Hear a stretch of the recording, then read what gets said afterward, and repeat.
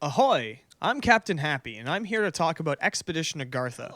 Why I think it's a good game that doesn't deserve some of the hate towards it, and to directly contest some of the bad review points that are the strongest and most prevalent in the reviews. First off, let's get this out of the way. This is an early access game. This is what a real early access game looks like.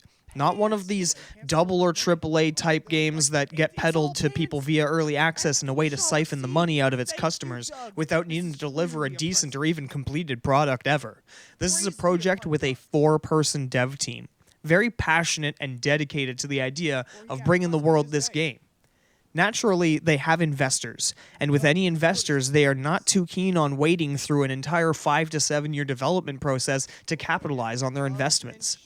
This kind of project couldn't even happen without investors, and so this is exactly the kind of project Early Access was designed for. With the Early Access money, they can continue to maintain their investors and pay their team to eat and keep making the game. This would not be possible without Early Access. Now, that said, yes, it definitely looks like exactly what I described. An Early Access title made by 4 people that still has a way to go before it's finished. Right now, Expedition Agartha is a glowing proof of concept that not only showcases the gameplay loop as well as various side goals, but also contains a variety to the content, allowing players to have a varied and fun experience even in what is essentially a demo. The game can be described and has been described by its devs as a casual hardcore game. Now, what the heck does that mean? It means it's a game within the hardcore survival looting extraction genre, but has systems built in ways that are accessible to people who are new to the genre. This means that while the systems may seem underwhelming to a veteran player of melee combat games such as Chivalry, Mordhau, or Mortal Online 2, they are systems designed to be accessible, not complex. These basic combat systems can still be used in complex ways, but it's not as overwhelming as a directional combat system. Now, that's something people talk about a lot, is directional combat systems and how Expedition Agartha does not have one. What is a directional combat system, you may ask? Well, it's a rudimentary combat system that enables the user to perform the same general basic attack in a plethora of different ways, making the swing come from different directions, such as downward, from the left, from the right, etc. Expedition Agartha's devs have described directional combat systems as a system that makes the melee combat immediately inaccessible to less experienced players, stating that directional combat doesn't add to the skill gap, complexity doesn't add more to the PvP gameplay. The devs are not necessarily wrong in their opinions, and I completely agree with their statements.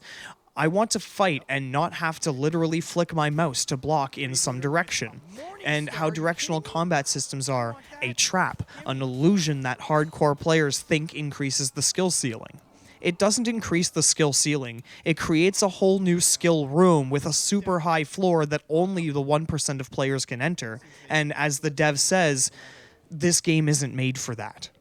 There will never be a directional combat in Expedition Agartha, and this is a good thing. A directional combat system effectively makes combat a game of trickery. Expedition Agartha is not a game of trickery, it is a game of attrition. You and your adversaries have resources. Your health bars, stamina bars, foods, potions, and medical consumables. Each of these resources being whittled down brings you closer and closer to a point where you can continue the fight no more. Eventually, you will become overstuffed with food, causing a stamina deficiency, or you will drink too many potions and suffer toxicity and an impotent health bar. You will run out of your individual resources eventually and will lose your life. This game is about patience and tact, thinking about your situations, making decisions, and managing your resources. Remember, attrition, not trickery. So, without a directional combat system, how the hell is the combat varied in this game? Well, the gear system is rather robust in Expedition Agartha, with almost all of the gear maintaining viability throughout your entire gaming experience. Lower tiers of armor come with unique stats, allowing builds to be based off of their merits. Higher tier things come with trade-offs, with no one weapon or technique reigning supreme. The customization is only furthered by the expansive upgrade system in Expedition Agartha. Any piece of gear can have up to 3 slots that you can put upgrades into to improve specific stats. This freedom of customization allows you to make some very interesting builds. This upgrade system also comes with trade-offs with the higher level upgrades, causing you to have to lower one stat to raise another. This trade-off system ensures that there isn't the all-too-familiar situation of lower-level armors and weapons of a game being useless, which is simply not the case here. Even the weakest of gear has its merits, and when used right can be used to capitalize on the weaknesses of other players and take down even the most upgraded of players. With different armors having different resistances, it's up to you to use your brain, not your left mouse button, to overcome your encounters. Expedition Agartha has a small dev community, as I described before, of 4 people. However, if you go to their Discord, you can interact with them, and they are very frequent in the chats, reading and responding to most feedback and suggestions. The devs are consistently patching and balancing the game, with patches coming out almost every week since early access was launched. This game is constantly getting love and attention, and players' concerns are being heard with changes made all the time. Plus, it's really hard to beat $25 in the Steam store. That's an amazing price for a modern game, let alone a nice breath of fresh air from all these AAA and sometimes indie titles attempting an $80+ price tag.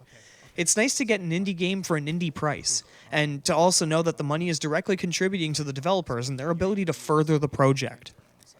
I hope you enjoyed this video, and maybe I was able to change your mind about Expedition Agartha. Whether I did or not, leave a like to appease the gods. I've been Captain Happy, and I wish you luck on your expeditions. Perfect.